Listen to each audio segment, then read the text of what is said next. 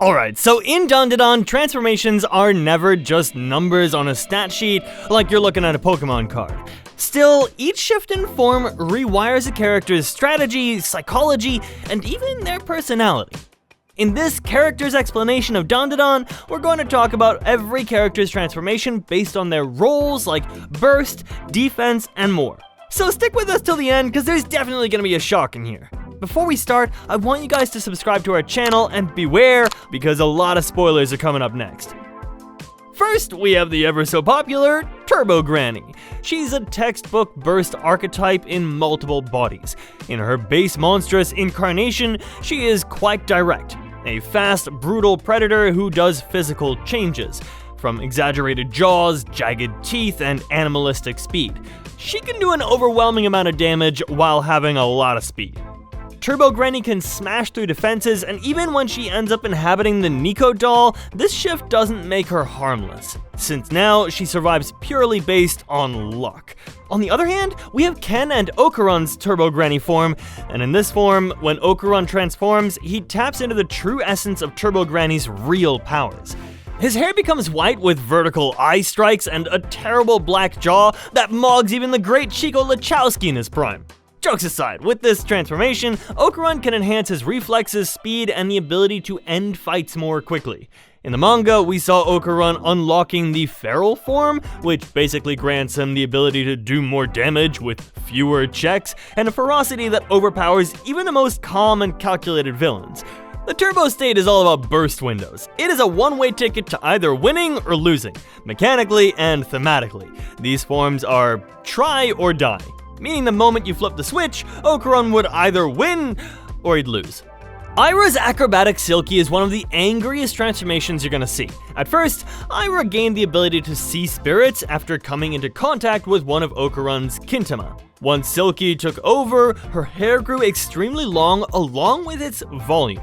But since this form is all about attacking, she gets enhanced agility, quick reflexes, dexterity, and flexibility. And by using her hair, she can offensively or defensively win the battle. Another strong point of Aira's acrobatic Silky form is that she gets stronger legs, and by the time she starts to master it, she also gets attacks like Pirouette Noble Drill, where she wraps herself around and drills into the opponents with momentum, enough to destroy and pierce armors like she did with missile aliens.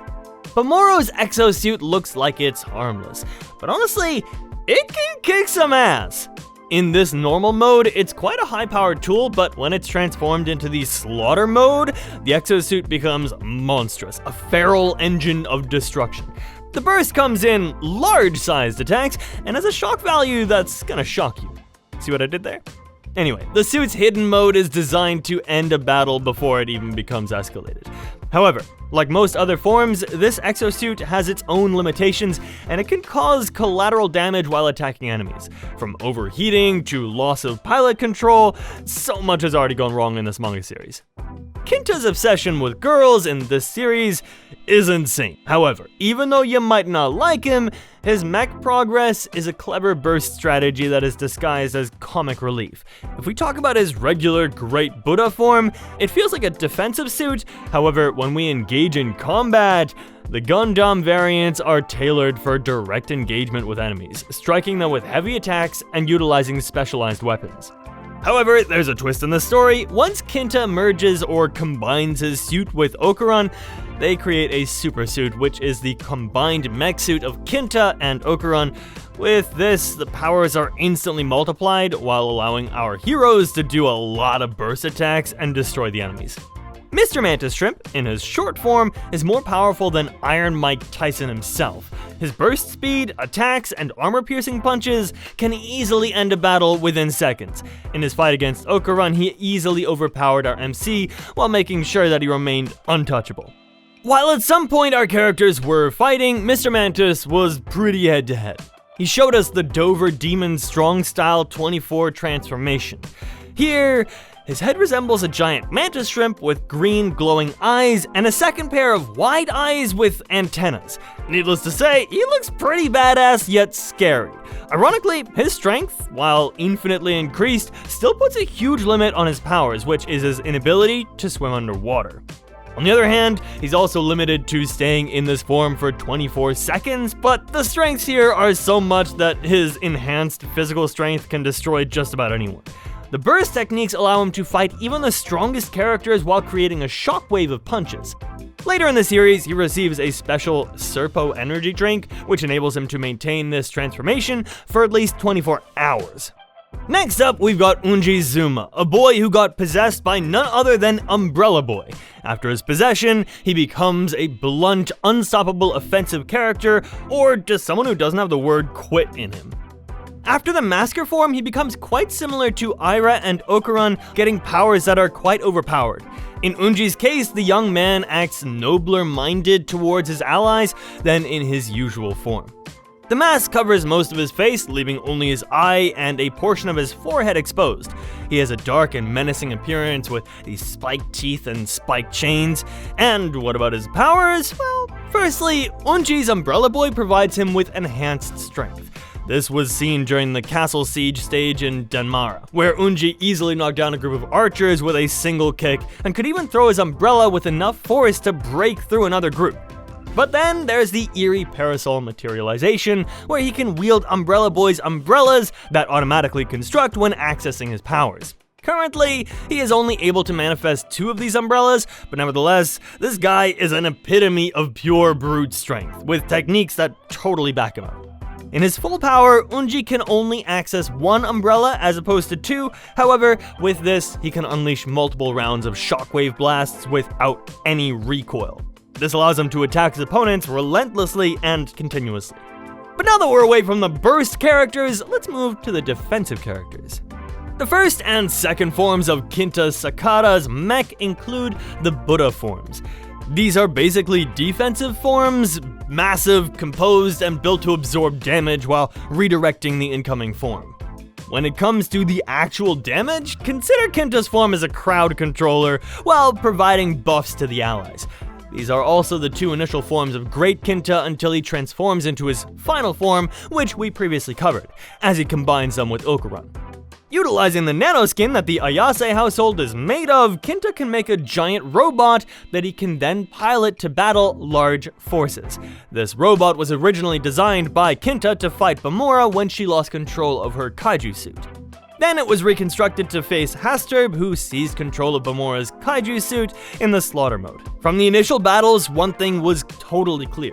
The defensive abilities of Kinta's great mech are off the charts, but not quite in the way you'd think.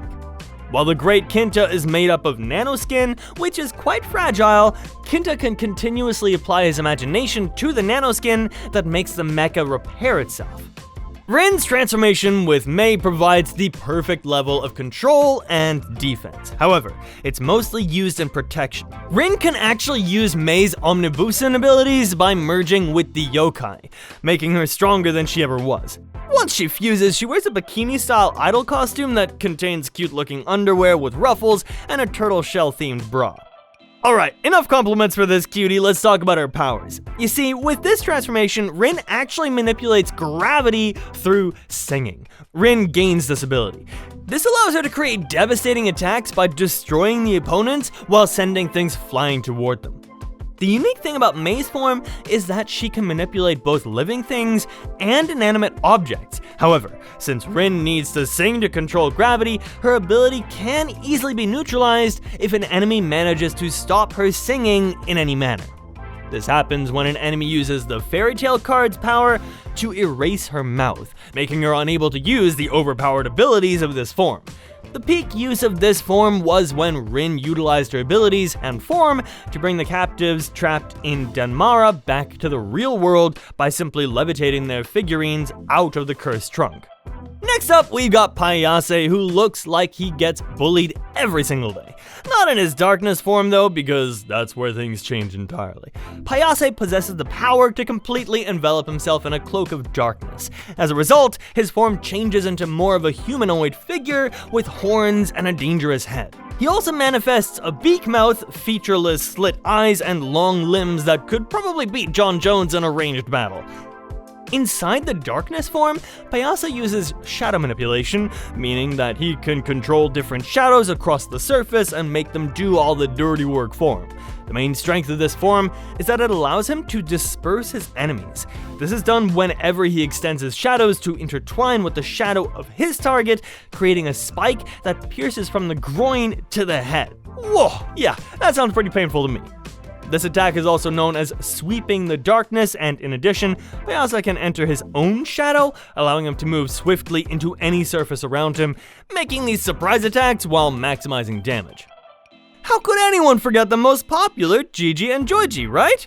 While he already has amazing spiritual awareness, after merging with Evil Eye, he becomes a different beast.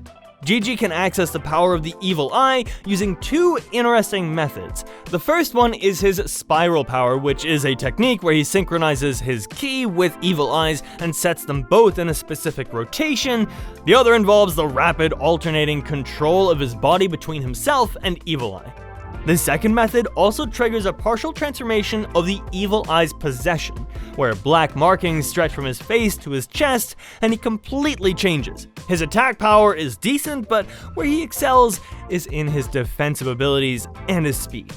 As he accesses the Evil Eye power, he can boost his strength and use spiral power to enhance his evil gun, while fending off devastating blasts from other people. Overall, Gigi has an amazing way of fighting, and even if he's not the strongest in terms of offense, no one comes nearly as close to beating him as someone like himself. Fudazuma was the younger brother of Unjizuma. Following his death, his spirit became a yokai, also known as Umbrella Boy. Now his power is shared with Unji himself. At first, Fuda was a young boy with a shaved head, wearing a simple long-sleeved shirt and shorts. However, once turned into a yokai, he looks like a cyclops, with a large, bulging eye, exposed teeth, and a shadowy head that is connected to him abnormally. The real Umbrella Boy had a great level of control and burst, including things like wind shock waves, sweeping techniques, and his magic in predicting the enemy's movements, making him quite a powerful yokai in general. When he ended up on Unji in the possessed form, they went on to win some of the toughest battles in the series. This transformation is the perfect mix for offense and defense, making Fudazuma not only the original Umbrella Boy, but someone whose form is quite important in the series. His aura and his making look pretty similar to Evil Eye, and both are on a whole other level when it comes to overall strength. And that's it for our list of every character's form explained. What transformations did you like best? Let me know in the comments below, and subscribe to Anime Loop if you're looking for more anime-related fun videos. I'll catch you next time.